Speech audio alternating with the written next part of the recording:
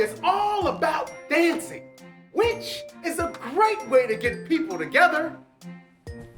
Dancing makes everyone happy, and there's a different type of dance for every kind of music.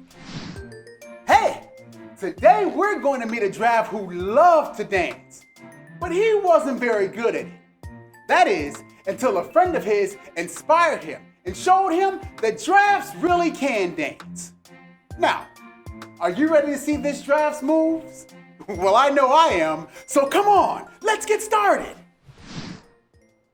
You know, when I was a kid, just like you, I loved dancing. All I needed was music and my best friends to watch me.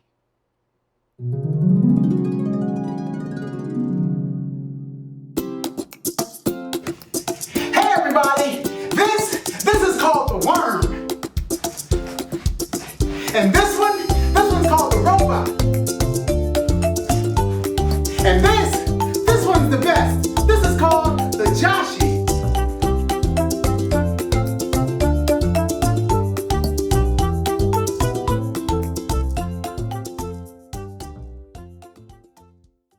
Learning new dances can always be a lot of fun.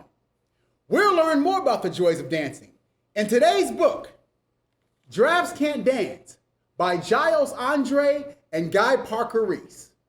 Let's get started. Gerald was a tall giraffe whose neck was long and slim, but his knees were awfully crooked and his legs were rather thin.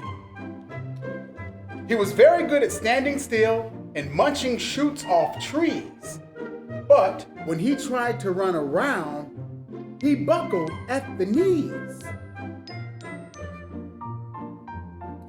Now every year in Africa, they hold the jungle dance, where every single animal turns up to skip and prance.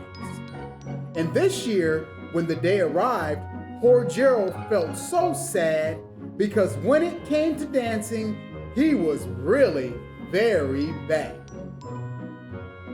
The warthog started waltzing and the rhinos rock and rolled. The lions danced the tango that was elegant and bold. The chimps all did a cha-cha with a very Latin feel, and 8 bamboos then teamed up for a splendid Scottish reel. Gerald swallowed bravely as he walked toward the floor, but the lions saw him coming and they soon began to roar. Hey, look at clumsy Gerald, the animals all sneered. Giraffes can't dance, you silly fool. Oh, Gerald, you're so weird. Gerald simply froze up. He was rooted to the spot. They're right, he thought. I'm useless. Oh, I feel like such a clot. So he crept off from the dance floor and he started walking home. He never felt so sad before, so sad and so alone. Then he found a little clearing and he looked up at the sky. The moon can be so beautiful, he whispered with a sigh. Excuse me, coughed the cricket. Who'd seen Gerald earlier on?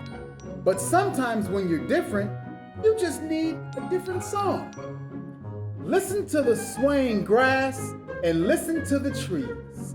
To me, the sweetest music is the branches and the breeze. So imagine that lovely moon is playing just for you. Everything makes music if you really want it to. With that, the cricket smiled and picked up his violin. Then Gerald felt his body do the most amazing thing. His hooves had started shuffling, making circles on the ground. His neck was gently swaying, and his tail was swishing round. He threw his legs out sideways, and he swung them everywhere. Then he did a backward somersault and leapt up in the air. Gerald felt so wonderful. His mouth was wide open. I am dancing. Yes, I'm dancing. I am dancing, Gerald cried. Then, one by one, each animal who'd been there at the dance arrived while Gerald boogied on and watched him, quite entranced. They shouted, "It's a miracle! We must be in a dream! Gerald's the best dancer that we've ever seen." "How did you learn to dance like that? Please, Gerald, tell us how." But Gerald simply twirled around and finished with a bow. Then he raised his head and looked up at the moon and stars above. "We all can dance," he said. "We can find music that we love." The end.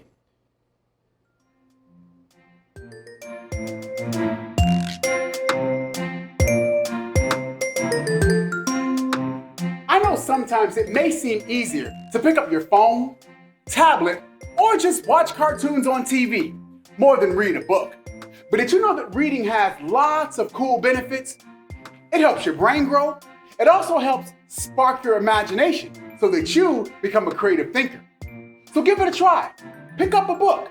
And if you have any trouble, you can come see me, Mr. Josh, who will be reading lots of cool stories all the time. See you soon.